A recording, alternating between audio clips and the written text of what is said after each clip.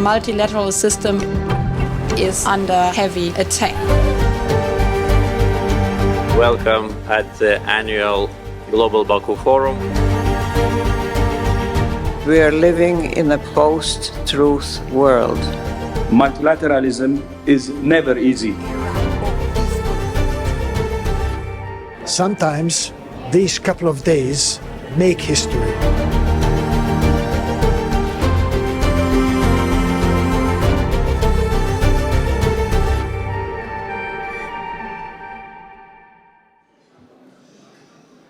Dear guests and participants of the Global Baku Forum, there is no single word that how we can express our gratitude to each of you for joining the Global Baku Forum, especially in the circumstances.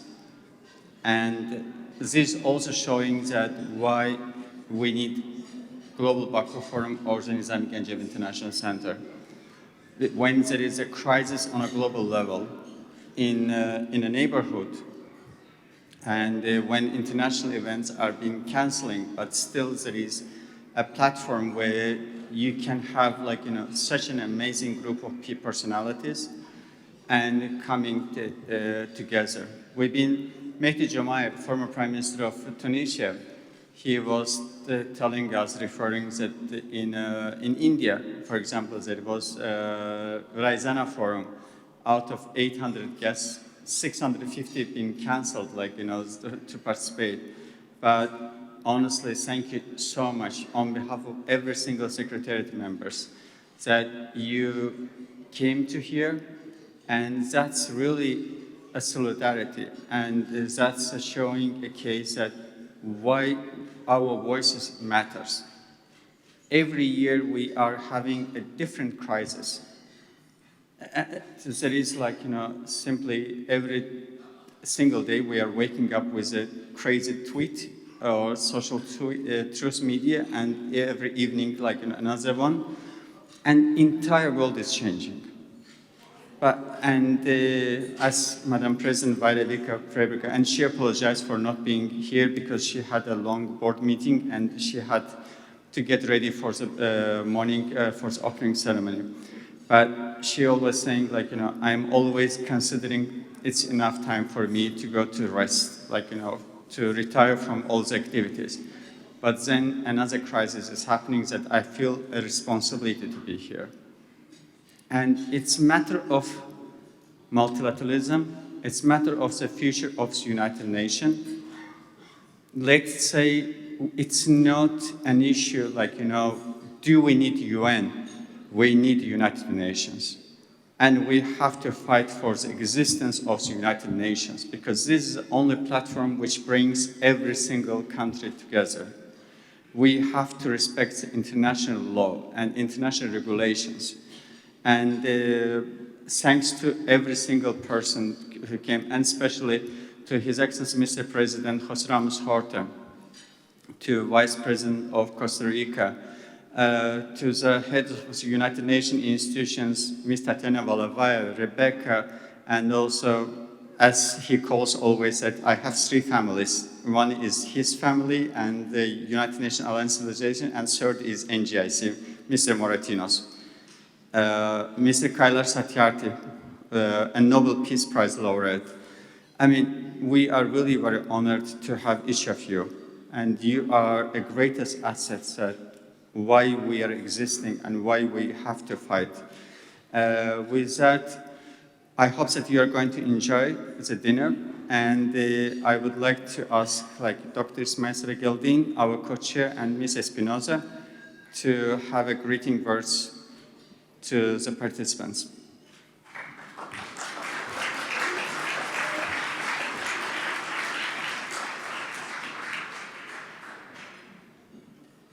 Excellencies, ladies and gentlemen,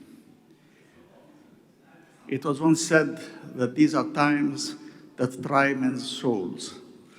So was the opening lines of a pamphlet called The Crisis, published some 250 years ago, when idealists were trying to bring forth a nation conceived in liberty and dedicated to the aspirational view that all people were created equal. We have had a long journey since then, not just in that nation, but in many others. And more importantly, out of the ashes of the Second World War, the biggest catastrophe that humanity has ever seen, was born the idea of the United Nations, of rule-based multilateralism, of commitment to human rights, commitment to a rule of law, commitment to development, commitment to understanding that equality, dignity, and the abolition of poverty in a manner that is compatible with the sustainable development future was the path on which humanity should go. And today we are confronted, however, with different things. We are confronted with a tide of anger, a tide of hatred, a tide of greed, a tide of pollution, a tide of many other things. And we need somehow to listen to another great American, actually the founding figure of the Republican Party, Abraham Lincoln, who said we have to call upon the better angels of our nature and not just follow the hatred that existed in his time. He also showed his generosity by declaring a general amnesty for everybody. And as he said, to bind the nation's wounds. And we are now confronted with such a moment again when, as a great figure, great poet, Shakespeare said, "There's a tide in the affairs of men, which taken at the flood leads on to fortune, omitted all the voyage of their lives, is bound in shallows and in miseries. On such a full sea are we now afloat, and we must take the current when it serves, or lose our ventures." But we are not going to lose our ventures. And your presence here, all of you today, is precisely the embodiment of why we shall not lose our ventures. Because humanity, and many among you here, the eminent people who have both experience and wisdom, have decided to come and join us in trying not just to bridge the divides in our debates and our discussions, but actually to invent the future. For the system that has existed for the last 80 years has indeed gone into a rupture, as was said by Marcani earlier this year. And the rupture needs a confrontation with the resilience, with the reform, with the renewal, and then even a rebirth. It is not by nostalgia for the past that we can attack the present and the future problems. It is, in fact, by inventing the future. And the future, the possibilities of the future are being invented now within each of us in the crucible of our minds as we decide on what is possible and what is not possible. And we should know that there is nothing that is impossible if we set our minds to it. We all of us privileged people who are here have a primary responsibility to the rest of humanity to devote our thinking, our souls, our commitment to inventing that better future. I know that it can be done, and your presence here tonight and tomorrow and the day after reassures me that the best that is there is still to come. And I know that it is through you and with you that we are going to invent that better future, not just to return to the modicum of the past, but in fact to deal with the challenges of the 21st century, much as our forefathers managed when they created the United Nations, when they passed the aspirational Universal Declaration of Human Rights. This is the 21st century, and it is our turn to come forward and bring out the forth, the best that we can ourselves. I know that humanity needs such a better future. We cannot continue to live with destroying our environment, with leaving a tenth of humanity hungry when food security is within reach for everybody. We cannot let what carnage is going on, but rather invest in people and in the future. I know you can do it, and I would thank you, each and every one, for being here. And I hope that you will share with us the best of your ideas. For here in the Nizami Ganjavi International Center, we are committed to listen to all the views and to dialogue openly and to have perhaps the aspiration that we can contribute to building that better future, I think it can be done, it must be done, and with your commitment, it will be done. Thank you.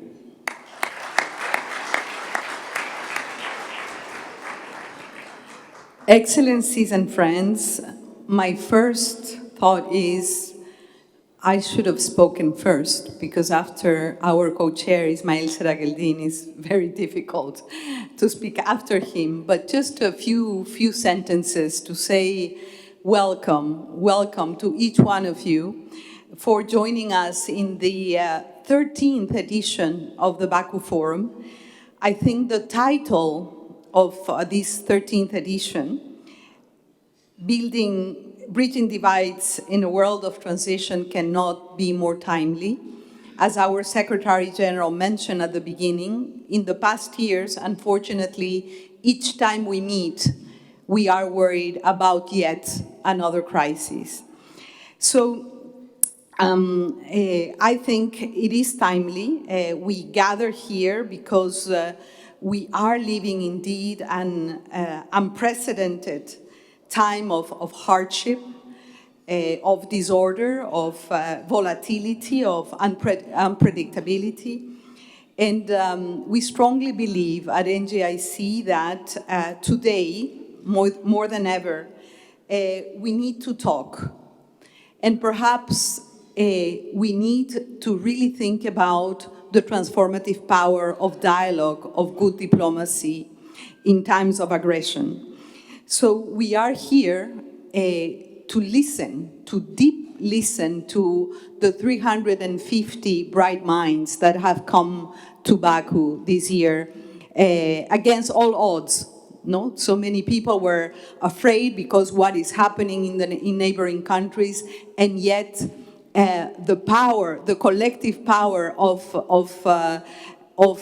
you coming here, the welcoming hospitality of Azerbaijan, the past work in the legacy now of the Nizami Ganjavi International Center has made possible to have you all here for this new edition of the forum. So the invitation is, let's talk, but let's talk with creativity, let's talk with responsibility, let's use the power of words to build a world that is less violent, that is more humane, more sustainable, more peaceful, and that is responsible with the future generations. It's such a pleasure to have you all here again. So thank you, and please do enjoy the Baku Forum. Welcome.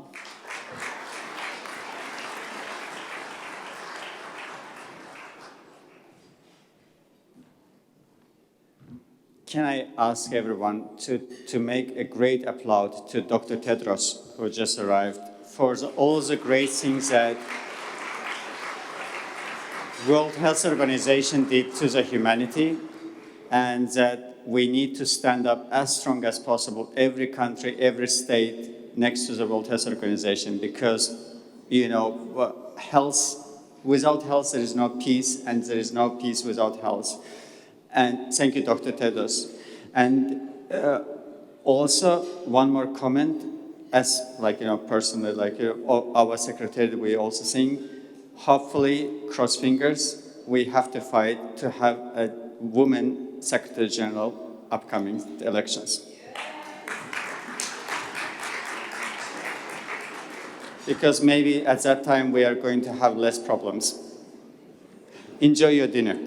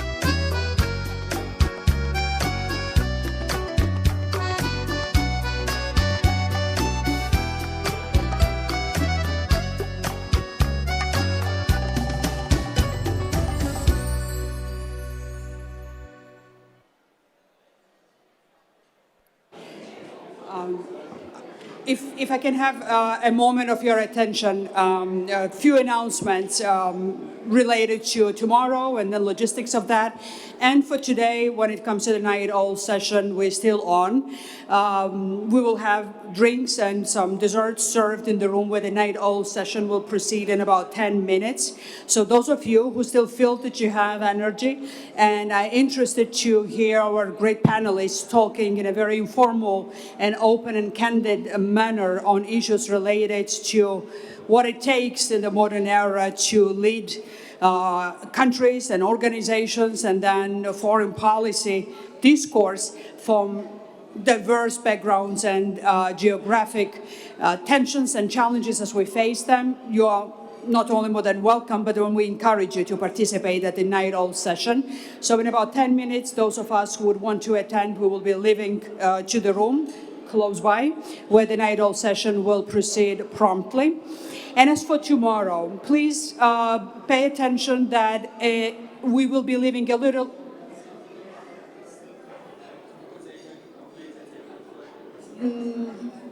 Okay. Important announcement for tomorrow morning, and please be attentive to what I have to say. It relates to when we will be leaving from the hotel. And if you will miss that, you might be late for the departure. Instead of 8:30, transportation will be leaving at 8:15 sharp. It's closely choreographed logistics right now with as many participants as we have. So please be ready to depart the hotel at 8:15. It's not going to be 8:30, it will be 8:15.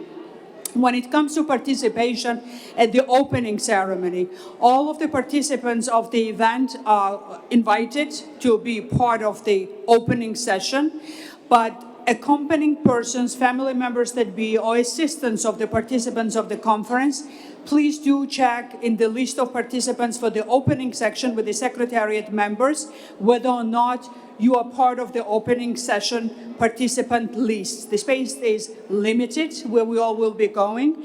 The badges will have to be with you all the time attending any premises with relation to the forum due to security reasons and identification purposes. But for the opening session, please check the list of participants when it comes to the accompanying persons. But other than that, all participants of the forum are cordially invited to the opening session. That is all on my side, and then have a nice evening for those of you who will rest, but then I encourage those who are still eager to be part of the first teaser discussion that we'll have for the upcoming forum to join us at the night owl session, which will start soon in 10 minutes. Thank you.